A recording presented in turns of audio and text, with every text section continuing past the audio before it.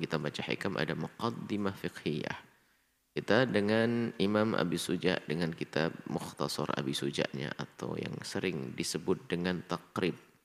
Kita harus sudah sampai kepada faslun fil riba. Qala Imam Abu Suja rahimahullah taala. Nafa'ana Allahu bihi wa bi'ulumihi wa bi'ulumi masyayikhihi wa talamidatihi fid dharain. Amin. Ila anqal faslun fil riba, ini fasal riba. War riba itu adanya fid dhahabi. Di dalam emas, wal fiddati, perak, wal mat'umati, dan segala yang dimakan atau makanan.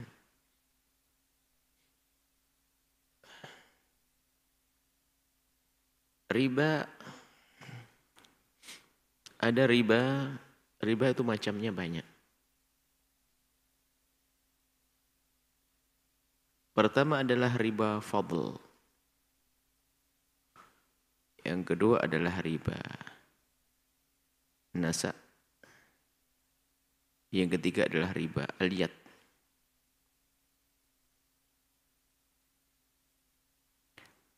Tiga riba. Kemudian yang keempat adalah riba qard. Qard diakhirkan. Pembahasannya lebih panjang. Wabah yang banyak adalah di riba qard. Yang pertama, kedua, dan ketiga untuk menguatkan yang keempat. Sebab banyak orang salah di riba yang keempat itu, yaitu riba qard, riba pinjam meminjam. Sebagian ada yang menduga dengan dugaan yang salah bahwa yang dianggap pinjam meminjam yang haram adalah jika ada tambahannya di saat mengembalikan pinjaman dengan tambahan yang berlipat-lipat atau yang banyak, yang artinya sangat membebankan dan merugikan bagi orang yang meminjam.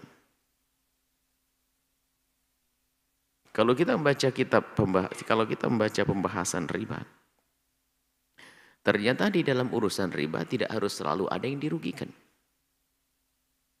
Bahkan mungkin tidak ada yang dirugikan, tapi disebut sebagai transaksi riba. Biarpun tidak ada yang dirugikan. Yang jelas kalau melanggar, ya sudah, itu melanggar. Bukan masalah banyak sedikitnya. Tambahan bukan itu. Kita bahas satu demi satu dulu adalah tiga riba. Kebanyakan di kitab fikih dibahas ini, nanti bab qard itu beda. Biarpun itu di dalamnya adalah masalah riba. Riba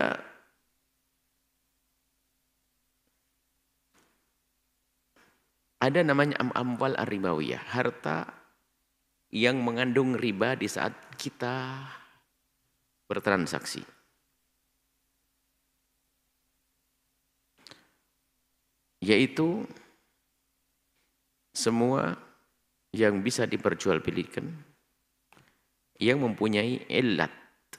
Illat itu adalah sebab disebut riba. Namanya amwal ribawiyah. Ilat yang pertama adalah ats-tsamaniyatu. Nilai untuk nilai harga, apa nilai? Untuk menghargai sesuatu. Ats-tsamaniyah itu adalah alat jual, alat beli.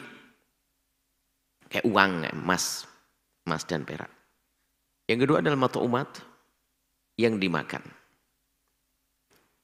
Maka segala sesuatu, biasanya yang bisa disimpulkan adalah emas dan perak. Dahulu emas dan perak itulah satu-satu. Emas dan perak adalah benda yang bisa untuk mengukur nilai barang yang lainnya. Emas dan perak nggak enak dimakan. Siapa mau makan emas dan perak? Akan tapi emas dan perak bisa dijadikan buah apel, buah mangga, nasi kebule, nasi mandi, nasi goreng. Bisa dijadikan tanah, gedung megah. Tapi nggak bisa dimakan. Tapi bisa untuk membeli. Taman. Taman itu adalah Kalau uang itu adalah thaman. Maka yang pertama adalah illat yang menjadikan sebab sesuatu disebut riba, barang yang bisa mengandung riba adalah kalau ada nilai untuk beli, untuk jual beli. Seperti emas dan perak dan uang di dalamnya. Emas dan perak dan uang. Illatnya itu disebut sebagai benda atau harta riba, harta yang bisa mengandung riba di dalamnya karena at-thaman, untuk membeli. Yang kedua adalah mat'umat, yang dimakan. Makanan semua yang dimakan. Mat'umat, at-tu'm. Nah, prakteknya beginilah ini. Karena orang yang dibahas saat ini adalah hanya riba gharat saja, sehingga tidak sadar bahwasanya banyak juga riba selain riba gharat, riba utang piutang, mengandung riba tapi tidak disadari. Emas. Ada riba fadl yang pertama. Nanti akan kita rinci, ini gambaran dulu, biar kita punya wawasan secara global dulu. Riba fadl itu adalah jika jenisnya sama, ilatnya sama, berkumpulnya jenis dengan ilat sama. Jual beli, benda tersebut diperjualbelikan, lalu ada kelebihan salah satunya. Ada kelebihan salah satunya.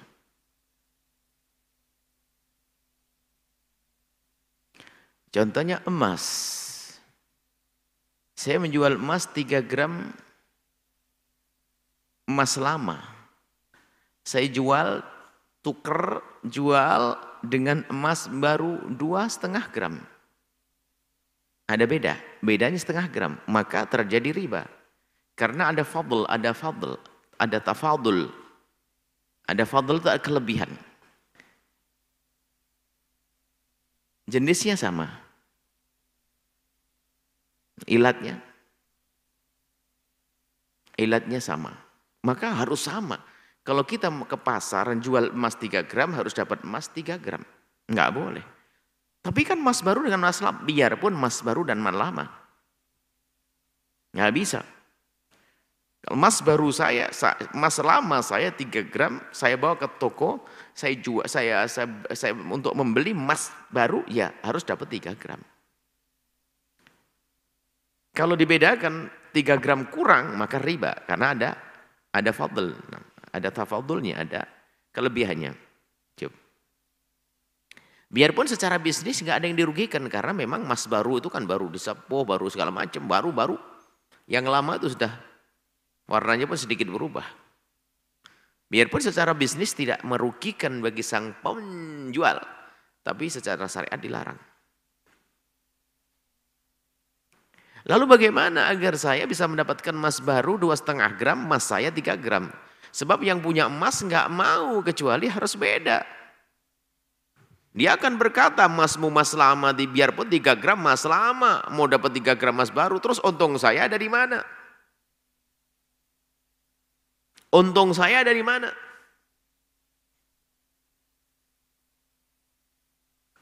Nah ini, kalau pengen dapat untung, ada caranya. Jual beli diberesin dulu. Caranya begini, saya datang ke toko Anda, dengan emas lama saya jual emas lama saya, dinilai uangnya, bayar mana duitnya. Setelah saya terima duit, saya milih emas suka hati, yang 1 kilo, 2 gram terserah, baru saya beli setelah itu. Bukan emas saya jual, bukan emas lama saya untuk beli emas baru, enggak begitu. Jadi saya jual dulu emas lama saya, setelah saya terima duit, baru dengan duit saya ini saya belikan kepada emas baru, seperti itu. Sehingga terlepas dari riba. Tapi kalau langsung saja dikurangi begitu, saya bayarkan emas lama saya ngambil emas baru, maka itu riba. Namanya riba fadl karena ada perbedaan di situ. Dari 3 gram menjadi 2,5 gram. Cara keluarnya ada, cuman permasalahan adalah karena tidak mengerti ilmu. Karena tidak mengerti ilmu, maka kita melanggar. Maka kami himbau kepada semua penjual emas, pedagang emas, sedikitlah mengerti ini. Nggak akan dirugikan Anda. Seperti kalau di negeri Arab sana, ada memang sebagian toko yang mengerti tentang ini. Di saat kita membawa emas lama, ini kisah ini. Kita ingin beli emas baru, mereka langsung ngerti, dibayari, nggak mau langsung ngerti dia. Kita aja diam-diam langsung dibayar dulu. Lah kasih pohon, bayar dulu. Setelah dibayar, baru ente pilih semua ente. Begitu.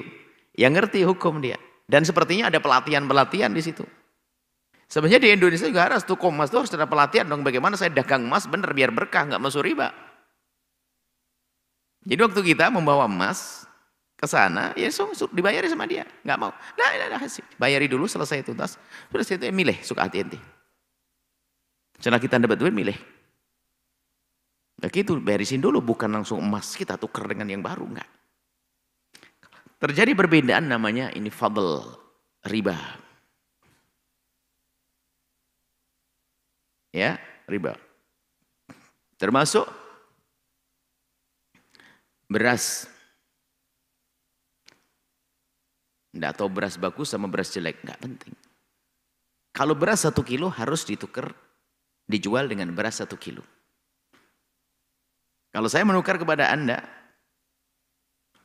beras enak, beras organik harganya kan lebih mahal. 1 kilo dapat beras biasa 2 kilo atau 1,5 kilo. Riba fadl. Namanya beras satu jenis.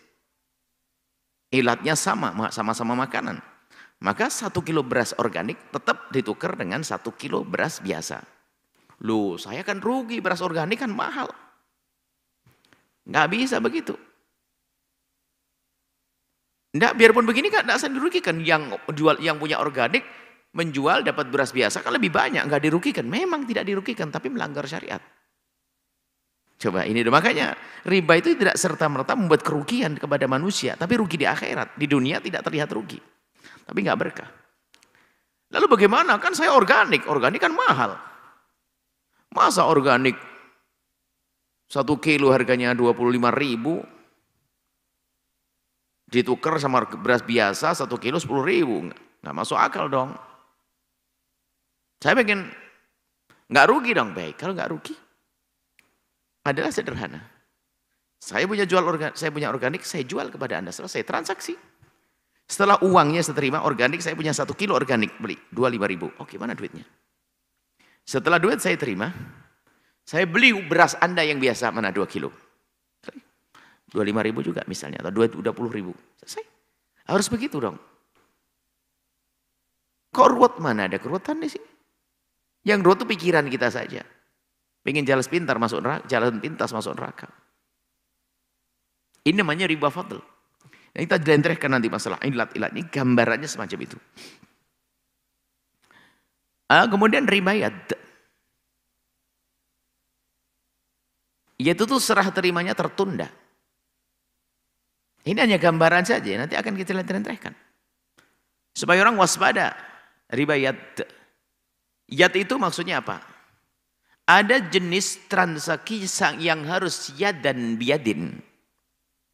Transaksi itu harus yadan biyadin setelah akad serah terima langsung dan harus diserah terimakan secara langsung.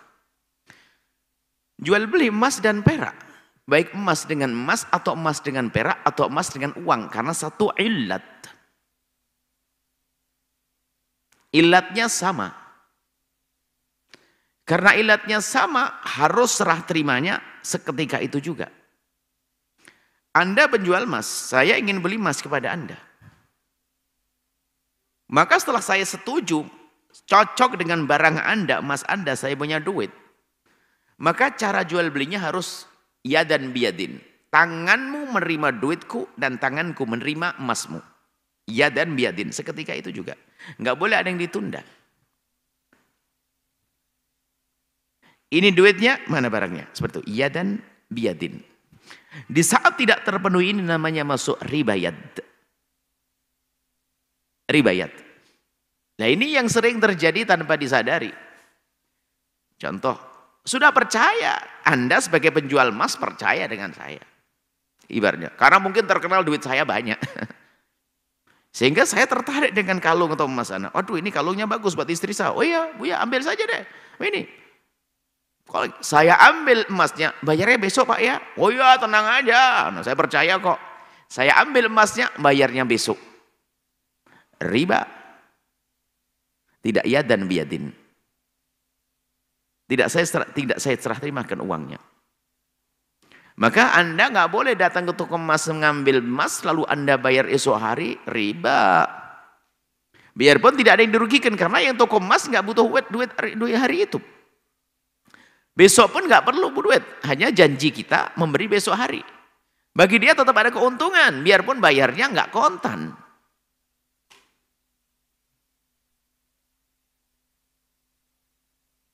Iya dan biadin. Harus. Lalu bagaimana solusinya? Kami gambaran solusinya. Saya kebetulan mampir ke toko emas, saya tertarik dengan barangnya, dengan emasnya, bagus banget. Tapi lah nggak bawa duit nih, gimana nih? Wah takut diambil orang nih Pak. Iya Bu ya, ambil aja deh. Oh nggak bisa begitu, gimana caranya? Harus ada sesuai dengan syariat. Caranya bagaimana? Kasir, itu ada emas bagus tuh berapa harganya itu? Oh harganya 50 juta, oke. Saya pinjam duit 50 juta sini. Kalau ngerti syariat mudah. Tinggal ke kasir pinjam duit 50 juta. Mana? 50 juta saya ambil. 50 juta, oke. Setelah saya tak ambil, saya pinjam 50 juta uang. Saya pegang 50 juta. Akhirnya saya nunjuk, saya pengen beli emas ini. Sebab 50 juta, berapa harganya? Tulisan 50 juta, oke. Saya bayari 50 juta, saya ambil emas. Besoknya saya ngirim 50 juta Pak, bukan membayar emas, membayar utang. Itu loh. Sederhana sebenarnya ada solusinya. Dan kelihatan memang harus ada pelatihan penjual-penjual pedagang emas itu. Atau money changer itu. Supaya tidak masuk wilayah riba. Sederhana, nggak akan mengganggu bisnis Anda, tidak. Kalau nasa dalam transaksi disebutkan. Misalnya apa? Aku beda yad dengan nasa itu. Kalau nasa itu dalam transaksi akadnya yang disebut aku beli emasmu yang harga 3 gram dengan pembayaran besok. Disebutkan dalam transaksi akad tentang penundaan pembayaran, itu namanya nasa. Kalau tersebut tadi bukan masalah urusan transaksi akadnya, tapi pelaksanaan serah terima. Misalnya biarpun dia ngomong, aku beli emasmu dengan aku bayar kontan, tapi duitnya nggak ada. Maka itu namanya ribayat. Ada perbedaan di sini. Ini gambarannya seperti itu. Itu tidak dirugikan loh ya, tapi haram. Maka jangan melanggar. Maka kritik besar kita dukung bank syariat. Tapi ya jangan keras kepala. Memaksa dengan kredit emas, apa? Kredit emas itu kan saya membeli emas saya beli duluan, lalu saya bayar kredit. Berarti kan pembayarannya adalah tidak saya bayar kontan. Di sini terjadi ribayat. Bahkan bisa saja nasa dalam transaksinya juga semacam itu. Kenapa harus dipaksain? Nggak ada perlunya. Memang orang mati tidak pakai kredit emas. Mohonlah ini. Kita memperjuangkan bank syariah karena alhamdulillah dengan adanya bank syariah itu banyak yang semula tidak mengerti itu riba menjadi mengerti lalu menghindar. Cuman kalau ada yang salah transaksi ya kita wajib dong, itu adalah ibaratnya rumah kita, itu lembaga kita, harus kita beri kritikan dong. Dan maksudnya baik, kami dikirimi beberapa lebaran ke sini dikirimi. Untuk mengukuhkan tentang kredit emas.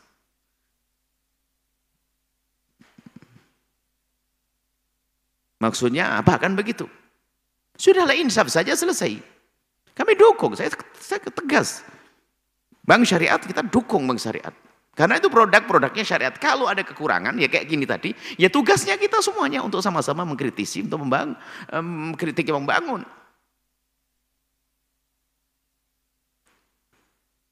Tolong sampaikan Anda semua yang punya urusan dengan bank syariah, Anda sudah istimewa. Tapi urusan kayak hal-hal semacam ini, kredit emas, harus tegas. Bisa dirubah transaksinya gimana? Tidak usah pakai kredit emas. Bayar dulu, nabung dulu, baru nanti beli emas di akhirnya. Boleh, sah.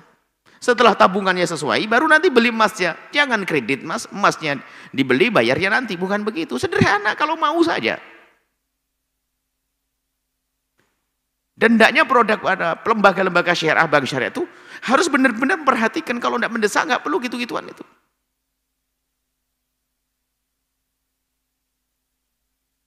Baik, ini saja. Kemudian nanti yang terakhir adalah riba gharar. Nanti insya Allah rinciannya pada pertemuan yang akan datang. Riba gharar adalah hutang bihutang. Kalau qardin jarra naf'an, bahwa riba. Sandarannya hadis ini dikatakan bukan hadis sahih. Tapi tentang maknanya sudah disepakati tentang kebenarannya. Ada hubungan dengan riwayat yang lain. Sehingga talaqatul a'immatu bil qabul. Baik, sudah. Kita tidak bahas masalah dalil, detailnya banyak. Nanti akan kita bahas. Riba gharar itu adalah Anda meminjamkan uang kepada seseorang, lalu kembali dengan jumlah tersebut ada tambahannya, yang ada nilainya. Maka itu riba. Namanya riba. Biarpun Anda kasih nama dengan si cantik atau si bunga, tetap saja riba.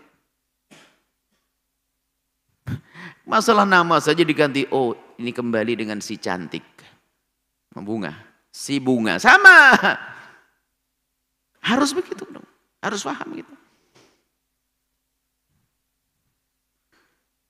Lalu bagaimana sikap kita dengan bank konvensional saat ini? Sikap kita adalah kami menghimbau, mengajak dan berdoa, memohon semoga ini bank-bank konvensional pada suatu ketika malah merubah dengan syariat. Menuruti atau mengikuti hati nurani umat Islam karena mayoritas di sini. Dan kalau bank syariah ini dijalankan, nggak akan merugikan orang non Muslim, nggak akan merugikan. Sehingga bank konvensional yang ada di Indonesia semuanya hijrah menjadi bank syariah nggak akan merugikan. Bahkan malah ini adalah menjadikan umat Islam nyaman ini semuanya. Maka kami himbau kepada umat Islam hendaknya mendukung yang syariah, lembaga syariat. Yang belum kita doakan. Lalu bagaimana yang bekerja di bank-bank konvensional? Memohon kepada Allah beristighfar semoga bisa pindah atau hijrah atau banknya menjadi bank Islam, bank syariah. Yang nggak boleh adalah menyerah, nggak mau berjuang. Tidak ada greget. Itu problem iman. Kemudian yang sudah hijrah, jangan merendahkan yang masih berada di bank konvensional sebab Anda tidak tahu hatinya orang. Banyak orang menangis berada di bank konvensional. Kita ketemu beberapa orang untuk umroh atau apa itu. Menangis tiba datang siapa? Saya begini Bu ya, saya punya problem. Saya di konvensional gini-gini. Nangis ya, sedih. Ingin melepaskan diri dari bank konvensional belum bisa. Karena waktu dia punya jabatan itu disekolahkan. Dan saya harus mengganti dengan jumlah gede dan sebagainya. Nah, gampang. Jadi hijrahnya mereka itu ada perlu waktu. Ada setahun beres, 10 tahun beres. Ada yang mengatakan Bu ya 15 tahun saya baru tuntas. Tapi ada kerinduan mereka untuk hijrah, cukup. Kerinduannya itu, dari situlah. Baik, ini namanya riba gharar. Baik, ini adalah gambaran tentang riba. Takutlah kepada Allah. Wa halallahu al-bai'a wa harrama riba. Jual beli yang halal, riba diharamkan. Tadi riba seperti itu. Penjelasannya insyaallah kita lanjutkan insyaallah detailnya itu gambaran supaya kita punya wawasan sehingga di dalam bertransaksi lebih waspada dan hati-hati. Jangan memaksakan urusan keberuntungan, tidak akan beruntung kalau rugi di akhirat. Bahkan dengan kepedulian kita tentang halal haram ini yang menjadikan harta kita berkah, dimakan anak jadi anak soleh solehah, dimakan istri jadi istri solehah, dimakan suami jadi suami yang soleh, dimakan orang jadi baik. Setelah Anda menyaksikan video ini, jangan lupa berselawat kepada baginda Nabi Muhammad sallallahu alaihi wa alihi wa sahbihi wasallam.